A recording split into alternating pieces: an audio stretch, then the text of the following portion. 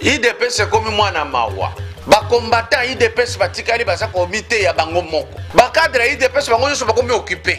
Président Félix aza libre ya konomé premier ministre ata ya IDPS auti kuna ako uta na UNC ako uta na PPRD ako uta na FDC ezali chasse gardée te ya FCC.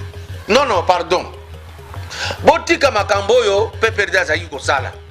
Soki amoni intérêt na ete okomona mokonzi te.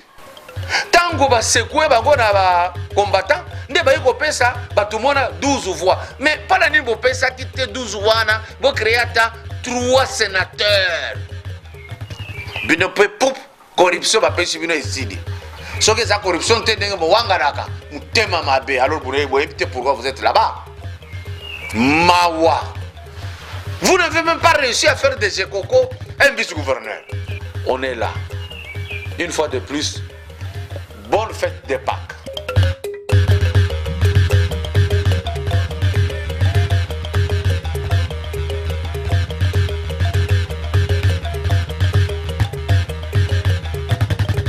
Avant de commencer, rassurez-vous que vous vous êtes déjà abonné à notre chaîne Kadiombo TV. Et n'oubliez pas de cliquer sur la cloche des notifications et de commenter nos vidéos. Merci. Ndeko papa pe ndeko mama. Yo ozo vanda na Royaume-Uni. To oza na ndeko na yo aza na Londres. Yebisa ye libela. Agence de frais yango yo esi eye. Agence ya ba professionnel avec des diplômes universitaires ya Royaume-Uni. Aux en nord et Angleterre, benga biso na 074 74 80 10 87. Yo zami na sud de Angleterre, benga na 074 66 70 70 40. Van ezoya tina ndako pona kotika pe kozwa koli na yo. Olingi otinda nini? Mutuka, vélo, carton, biloko ya kolia pe biloko nyonso ya ndako. Pas de problème. Cafrex otindi miliki na yo ekomi pe bandeko na yo bameli. Agence Cafrex ezali pona kosunga moto nyonso. Kota na site web na biso www.cafrex.com pona ozwa ba information nyonso etali ba frais. Vraiment Cafrex, c'est au-delà de l'excellence. IDPS c'est comme moi na mawa. Ba combattant IDPS batikali basa komité ya bango moko. Ba cadre IDPS bango nyonso bakomi occupé. La moindre des choses, vous avez accompagné les chefs de l'État en Amérique. Bozongi awa na Congo, mon côté aye ko rassembler ba combattants, ba militants, ba membres IDPS pour nous expliquer bango et si quand on dit que le président de la République makambo ezalaki boye na yebi ke ba dossier mususu boko lo bango te dans la foule eza stratégique eza sensible mais néanmoins pour sangisi bango nazomona kaka fils mukoko nde azosora na bango. C'est comme qui dirait c'est fini bazalaki wana ba accompagner bino bokomi ba chef terminé, vous êtes toujours occupé, vous êtes toujours occupé. Un parti politique a comme objectif qu'on conquérir le pouvoir, qu'on exercer le pouvoir, qu'on garder le pouvoir le plus longtemps possible. 2023 ans musikate. Bolingi bo kende bo abandonné et tikali un an na manière à peu perdre pour boya sikoyo ko tala suba combattant banani nyonso ana que voilà toye to sala effort to voter mon aboye. Et ça désordre. Et ça désordre indescriptible. Et ça mawa. Il y a un problème de cadre, je répète, dans l'IDPS. Voilà pourquoi vous avez vu les députés de l'IDPS. Bakekuna Babimisi. Godin Poyi. Il y a FCC. Tango ba sekwe bango na ba combattant. Nde ba yiko pesa batumona 12 voix. Mais pas la nimbo pesa qui te 12 wana bo créata 3 sénateurs. Bino pe poup corruption ba pesi bino isidi. Soki za corruption te ndenge bo wangaraka mutema mabe alors vous évitez pourquoi vous êtes là-bas. Mawa. Vous n'avez même pas réussi à faire des écocos un vice-gouverneur. Rien du tout. Vous n'avez même pas réussi à produire un sénateur. Vous êtes toujours là-bas, vous êtes toujours occupé, vous ne foutez rien. Communication IDPS, c'est ça, parce que les parlementaires debout, Bazali Bossa médiatin, les télévisions sont là. Vous êtes des super occupés. Vous parlez de quoi chaque jour, du matin au soir, vous, les cadres de l'IDPS. INC, Ndenge Moko, cache ça abandonné. Depuis bon nommé Batoyo, Basaki Koloba pour le cash et INC, Bakomika va conseiller à la présidence. Conseiller à la présidence. Vous tous, vous êtes là-bas. Monsieur le président de la République, Félix, ça là, attention, là, il y a Zokende. Il y a un financement, Ndenge Banque mondiale, Zongi, Nabiso, parce qu'ils sont toujours occupés. Toujours occupés. Très important. Aujourd'hui, vous avez donné un discours dans la FCC. Azuma loba koloba lelo. Ponanini. Baso corrompre mino nambongo muke. Balobi salaire na yo kozala $13,000. Bao corrompre yo vine yo mobimba na $10,000 on demi paye. Pourtant ceux qui ont boyi sans esili osana 13. Sans ami velo osana 26,000. Mais il y a personne 10,000 à konzayo 5 ans. Mawa. Toza zéro. Yagoro monaka Congolais na Angola babomiye, babenganiye, na Zambie babenganiye, na Brazza babenganiye, toza zéro. Faut le dire, monsieur le président de la République, Sara Makasi. Banda d'abord ko punir kakana IDPS na yomoko, punir na cash. Bato yo bozana bango bakomi trop chef. C'est-à-dire c'est fini, je suis à la présidence. Basali ndenge boko na bato ya AFDEL ndenge bakotaki. Na mona kada batoyo tozaki na bango na kikwiti na plateau ayeko li Kiswahili ya muke akomeka wewe nabi yo yebi Swahili te kanga na mbranga na yo parce que nous aimons toujours tricher tolingi kaka tricherie toza sérieux te eloko malonga ba koyebi sabino e ko salementer nous sommes en l'air kengo adondo yo zalaka PGR te oza homme de droit ata okoli me foye baba notion mususu. Je donne la différence. FCC est un regroupement politique majoritaire. Ça veut dire qu'il y a un parti belé. Mais FCC est une majorité parlementaire. Retenez cette histoire là-bas. FCC basa en coalition. Nakash. Cela veut dire que bango yosomi balé basa dilué. Bakomi loko mako. Il n'y a pas de discours à dire. Discours to ko loba que peut perdre le koso. Azako dribbler na bato ba utaki na ye na FCC azako dribbler le koso. FCC na cash. Bakoma place moko en coalition. Le Kola bakomi place moko na coalition va constituer, si par le nombre de députés, une majorité parlementaire. Si comme majorité parlementaire wana ezana chef kombo na Félix Tshisekedi, ce n'est pas Joseph Kabila. Joseph Kabila, chef ya FCC. Félix, chef ya cash. Mais FCC na cash place moko Félix nde chef. Nazo tanga article la constitution. Article ndenge toloba karabato à droit bakoya koloba tu lis comment toi. L'article 78 dispose: le président de la République nomme le premier ministre au sein de la majorité parlementaire. On ne dit pas que le président de la République a nommé premier ministre na parti politique majoritaire. Non.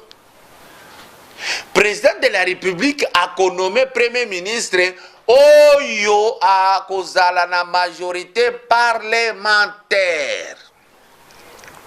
Majorité parlementaire na biso na moment oyo eza constitué na ba parti politique ya FCC na ba parti politique ya cash nde sali majorité parlementaire.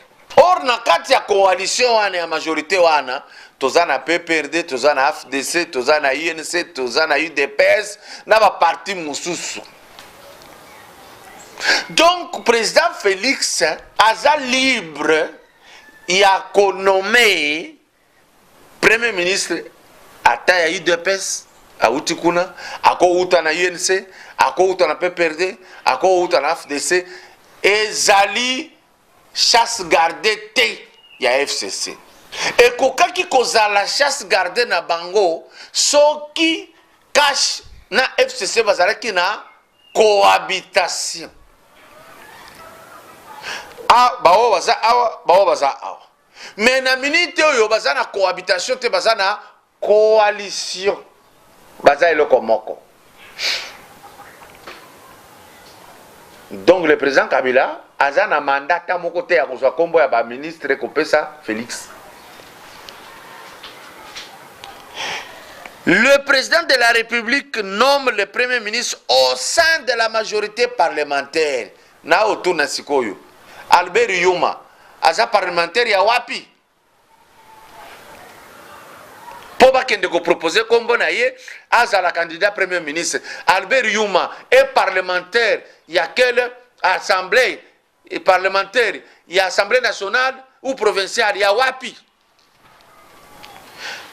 En respectant la constitution, Albert Yuma aza candidat premier ministre te. La constitution est claire, article 78. Et puis après, vous, les gens de peuple, vous allez crier, oh non, le président veut violer la Constitution. La Constitution n'a pas dit ça. Albert Yuma a député. À cause de la paix, candidaté. Voilà. C'est résolu ce problème. Bon, retenir le komoko. Peut perdre à taboyo kanindenge nini. A gosali la moté. Tala ndenge a sali AFDC oeza ya bati lukwebo. Eza bien structuré. Les gens ont député bien. Au moins, il a choisi le bateau à Malonga. Mais peut perdre à dribbler. Donc, qui a bu boira? Il ne faut jamais faire confiance à la partie. Pour terminer, président Félix a quel Lubumbashi? Après, à quel Kasumbalès? Problème ya Kasumbalès ça na zoko tune tango boke na président de la République botali makambo na douane ba problème eza entre RDC na Zambie. Est-ce que pour résoudre le problème wana? Parce que la Zambie est stricte. Remorque moko ekoko leka 30 tonnes té. 30 tonnes suki eleki. Il faut moyen un nombre à ba remorque zo ute pa na biso. Et ça tellement ébélé que comme ko sala embouteillage na Zambie, Zambie a regretté. Mais pourquoi ils ont ça l'embouteillage? Nazo pesa bino moi idée. Mais je ferai venir un spécialiste. Monsieur Raphaël Ngoyi, un spécialiste à domaine wana, ya ba mine. Asara ba mine belé. Na minute yo, il gère encore une grande mine, la plus grande d'Afrique, et ça na solo ezikuna. Bazalaki awa na RDC. Makambo ya kop. Ndeba niye na ba mindele bakangaki mine kuna na ba mokambo bani bakei. Parce que bakimisa bato ebele awa na manière ya PPD ya kosenga ka ba pourcentage. Na manière ya to dribbler place to de ambongo. Toujours ça. Bo wanga naka que ezaba procès d'intention. Lelo corruption na bino bimi au grand jour. Bon ba sous procès d'intention. Alors comme solution, vous allez remarquer que kamera ekoki kozwa bomoni Katanga ndenge tokolakisa awa kasumbalesa yeyo baremorke nyonso elekaka awa plus de 3000 remorques ekokosala kaka babouchon na Zambie alembi makambo wana. Pourquoi eza kosala problème?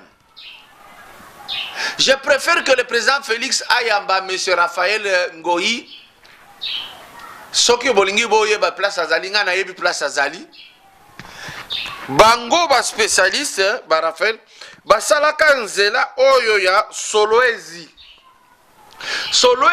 eza na nzela oyo bakastum basalaka deja ya kubimiselaka pe ba remorque mususu banzela wana ekei Kolwezi eke na Solwezi soki na kote ya ba Chilabombwe eza kokotisa ba remorque ndambo mususu ekoti na kote ya Solwezi tokozala problème na bazambien te biso tolingi kafouillage trop tolingi makambo kaka ya pampamba tala tawa na matali kibala tokende na mulongo maleme tokobima mais tokosala 4 bandes. Nous avons la confusion dans la tête. Donc eloko oyo ekeza question kofongola nzela pokala ba remorque mususu ezaki kokende Kasumbalesa mususu ezaki kokende ti Kasai occidental ekiti na Ilebo bakotisi na bateau et puis ekeiti Afrique du Sud. Bato na mingi kuna basa occupé. Eza na bato mususu bakoede yo makasi possibilité ko koma esika yo zali ezate. So muto apesi document bakofande lango et puis esili. Nzela mususu ezaki kokende makambo mususu ezaki ya lobito. Nzela mususu po ezala bien Sakanya très utile Lubumbashi kota ti Sakanya. Il faut ba minéraux mususu et que na SNCC plutôt comme ça mbongo kota ba travers ba bika mususu ke na rai ba barsani mususu na raya onatra ba bika boboma biloko nyonso wana botikani na remorque Zambia zana raison na dossier oyo na osala tout na luka spécialiste wana toko traiter makambo tali ba mine ya RDC parce que za poumon ndesika tozo espérer mingi ko sala mbongo pour redresser pays na biso parce que minere wana ndela muka zareki ko pesa mindele pour afanda la kiti akoya ko expliquer parce que lui monsieur le président benga kanga ina ko mimelo mutu wana bi yeyu na c'est awa bazolinga ko gérer vous gérez quelque chose que vous ne connaissez pas amenez quand même chef de l'État qu'on l'explique entouré de spécialistes. Non, pardon. Botika makambo yo pe perdre azaki ko sala. Soki amoni intérêt na été okomona mokonzi te. Botika ngo. Bato baza ko bebisa banzela baza ko sala sikoyo. Bo réfléchir. Nzela wana Félix Tshisekedi na ko ya kotambola kuna na katite. Eza biso moko. Snell. Botika ba jeu bo sala ka population. So bo moni match moko a munene lokola Champions League eza lobby. Près de 5 minutes wakati batu courant. Baya ko bondela bino. Ba pesa bino masanga bozongisa courant.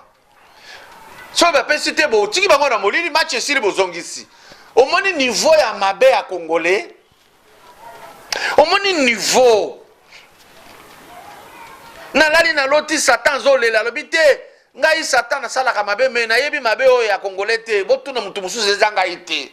Satan reconnaître que atinda batu na mabe na pays mususu na RDC te baluka place mususu esika mabe utaka toi tellement mabe makasi to memitina chinois aya ko dominer biso yo moko zo sepela chinois mukuse a misuboyi a dominer abeta yo ya fongola mbanga abenga colonel abeta yo fimbo abengi pe colonel pe a obeta atoki boye po pe se saki alos mawa. Monsieur le président ba oyo zana bango ba compétent bazana kati mais ça la pe ki yungulu te yebaka mupanzi makambo mususu Kabila zangaka kozwa yango pona bato ko gérer ko bomba ko boya que eloko songole komela yo. Je connais ceux qui peut otiki polele trop na ba projet ya buzoba ekoya. Mais à même yebaka pe bato baza crédible ya ko yebisa eloko malonga. On est là. Une fois de plus, bonne fête de Pâques. Ndeko papa pe ndeko mama yo ozovanda na Royaume-Uni to oza na ndeko na yo aza na Londres yebisa ye libela agence de frais yango yo esi eye agence ya professionnel avec des diplômes universitaires ya Royaume-Uni oza na nord ya Angleterre benga biso na 074 74 80 10 87 yo ozwami na sud ya Angleterre benga na 074 66 70 70 40. Van ezoya tina ndaku pona kotika pe kozwa koli na yo. Olingi yo tinda nini? Mutuka, vélo, carton, biloko ya kolia pe biloko nyonso ya ndaku. Pas de problème. Cafrex otindi miliki na yo ekomi pe bandeko na yo bameli. Agence Cafrex ezali pona kosunga moto nyonso. Kota na site web na biso www.cafrex.com pona ozwa ba information nyonso etali ba frais. Vraiment Cafrex, c'est au-delà de l'excellence.